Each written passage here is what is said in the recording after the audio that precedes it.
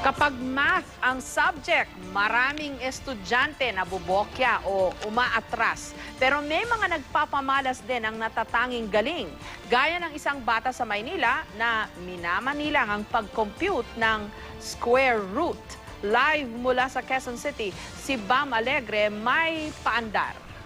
Jessica, narito yung ilang flashcards. Naalala ko nung elementary, pag di ko ito nasasagot, medyo jahe kay crush.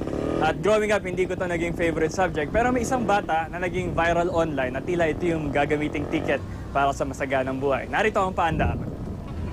Square root ng 81. Tila namamalimos lang sa bintana ang batang ito, pero sa totoo lang, mayaman siya sa kaalaman. Square root ng 441. Positive, negative, 21.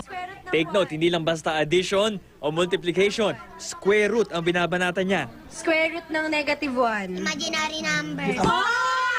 Imaginary number! Pero baka naman kabisote lang ang bata, kaya ang kumuha ng video, sinubukan pa siya sa mas mahirap na tanong. Square root ng 1,681. Positive, negative, 41. Perfect! Ang batang henyo sa arithmetic, si Gerald Tamayo. Ako po si Gerald Tamayo, 10 years old, nagtitinda ng sampagita, magaling ako sa math. Nakatira lang si Gerald sa pinagtagpi-tagping mga karton sa tabi ng bangketa, kasama ang kanyang mga kamag-anak.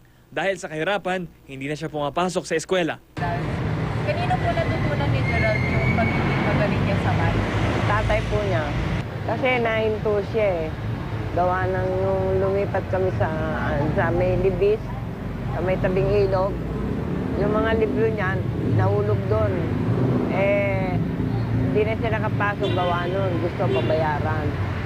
Ang math teacher na si Napoleon, namangha sa galing ni Gerald. Pang high school na raw na lesson ang square root. Magagaling naman ang mga Pinoy eh. Siguro ano lang eh, nasa training lang din. Sige nga, subukan din natin ang angking galing ng mga estudyante ni Sir Napoleon. Convert these decimals to fraction form, okay? Kaya? Sige.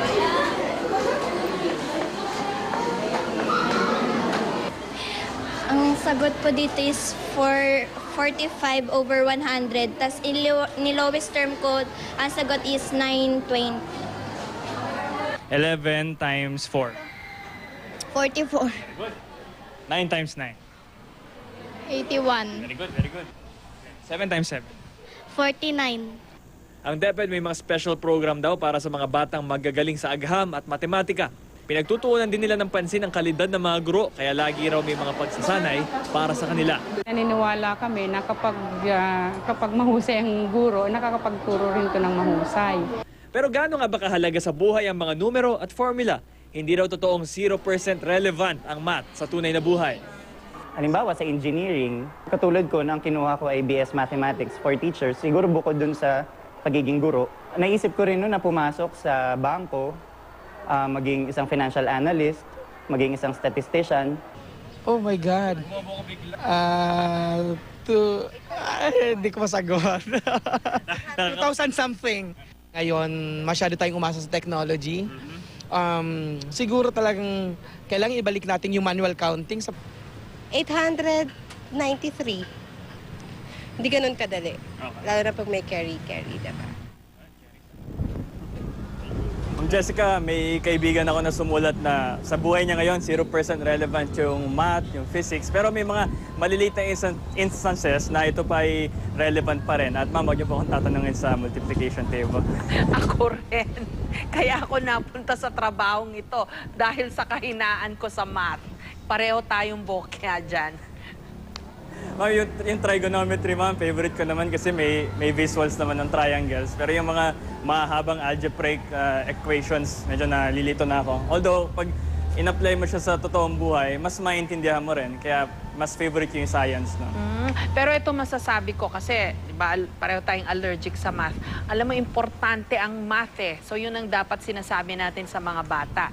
Hindi porket mahirap, at parang hindi mo maintindihan. Yan kasi tinatanong ko rin sa sarili ko, bakit ba natin kailangan mag-compute ng mga X and Y? Sa buhay, kailangan talaga ng mathematics. Yun. Kahit, di ba, tayo mga journalist, mayat-maya ay nakakakita ng mga numero na kailangan nating gawa ng istorya. Kaya importante, at least alam natin kung paano, di ba? Dito sa ating trabaho, kailangan maging middleman tayo sa mga numbers at sa mga tao para mas maipaunawa sa kanila kung ano ba yung ibig sabihin ng ganitong mga numero. So kailangan meron ding konting love for mathematics. Hinahanap pa natin yan. Maraming salamat sa'yo, Bam Alegre, at sa iyong paandar.